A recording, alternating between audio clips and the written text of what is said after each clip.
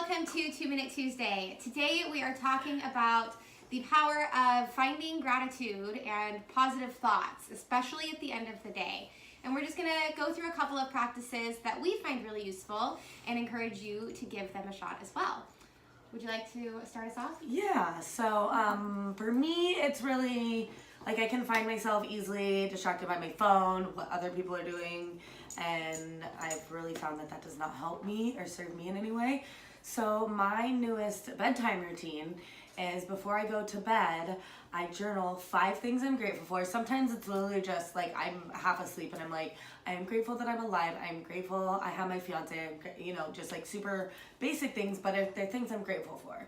And then I do not touch my phone because it's so easy to do what you're grateful for and then go look at other people's and compare or contrast like what's different than your life. So I don't touch my phone after, so I go to bed grateful with those things on my mind. So when I wake up, I usually give myself also another like 10 minutes to where even if I'm just lying in bed, like I know I'm not the only one. Sometimes I wake up and I'm like, what can I do to get out of work? I don't want to wake up. And I have all these like negative thoughts, and I give myself 10 minutes to sit there, even if I'm rolling, just, sleeping in bed, just rolling around. Like, I am thankful to be alive. I'm thankful I'm waking up. I'm thankful I have a job. I get to go to work. So really just changing my mindset and being grateful for what I do have instead of wanting stuff that I don't. And also throughout the day, things happen not as we are hoping for, and it's really easy to fall back into that negative mindset of course this would happen to me, this always happens to me. But when you say things like that, then the universe is listening, and then what happens, it's gonna bring another opportunity for you to go ahead and say that again. It always happens. So we got to catch ourselves as soon as we have these thoughts or we actually hear ourselves saying these words. Switch it right then and there and say, I am so grateful that I am at work, or I get this situation so I can learn and help others learn as well. Or even change it to, how is this happening for me? Yeah, that's a really powerful one that we all learned through the smart courses. That this is happening for me. So even if it's like stressful, like I've had to buy new glasses and new keys this week, which is not the cheapest thing. However, I went back at first. I was like, poor me. And then I'm like, I needed new glasses if I'm gonna look good in my videos, Hey. And Just little things. Like the universe kind of had my back in that one. I needed new glasses, and to be honest, I was refusing to get them. And the universe was like, all right, girl, well, you're gonna get some new ones. And so I'm thankful. It happened for me. Even though it wasn't in my time, it was not on my timeline, not in my budget, none of that. It did happen for me, and for the better reason. And I think that's one of the best practices is when something comes up that is definitely not what you expected or not what you were prepared for. And at first you're like, I can't do this right now. And then just to step back and be like, of course I can. Yeah. How am I going to make it happen? Exactly. And it changes everything. And then it's like, okay, so here are my steps and here's how this will work. The silver lining, I think, is just one of the best practices, and looking at, why is it benefiting you? Yeah.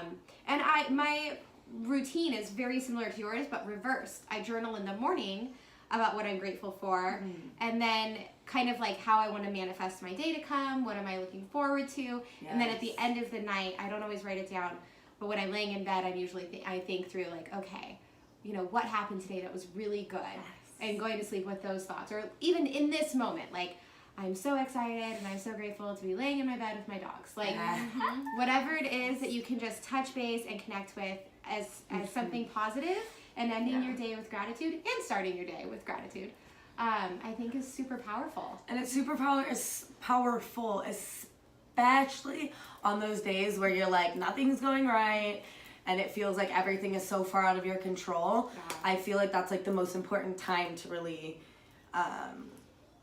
dig deep, and when you feel nothing's going your way, find those things that you're grateful for. Like literally, even if it's just, I got to have pizza for dinner.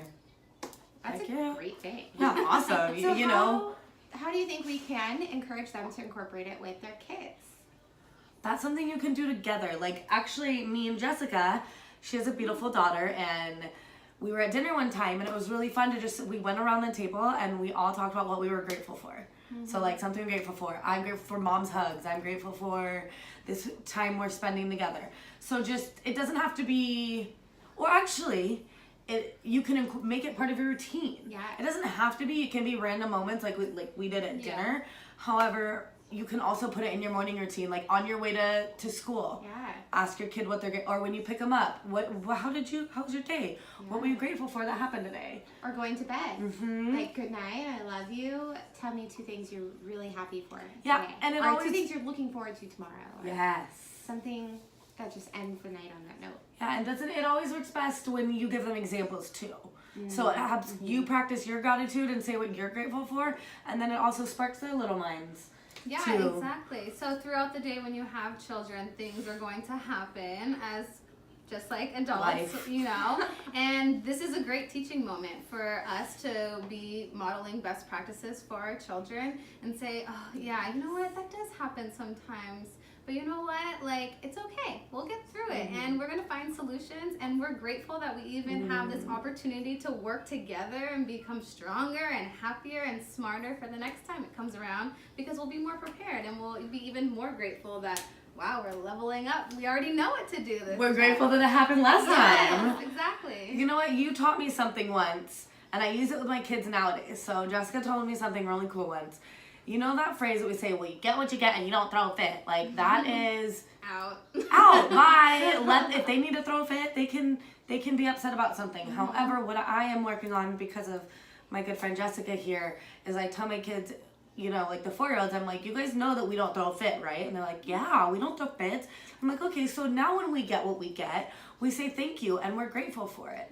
So just teaching your kids, like, you guys have outgrown fits. Like, and then they get really proud. They're like, yeah, I don't throw fits anymore. And you're like, yeah. We're big kids. And sometimes it's like, even though you just threw one 2 minutes ago, no, Yeah. you don't. You got this. Yeah, you get what you get and you appreciate it. Yeah, you say thank you. Thank Even- you, I appreciate that. Even if it's not something you wanted, it might not be something you needed. So my daughter always loves to say the one song that we love singing together is, you can't always get what you want, but you get what you need. And you're Yes. grateful for that. Oh, I love that. Yes, thanks for joining us. Thank you, guys.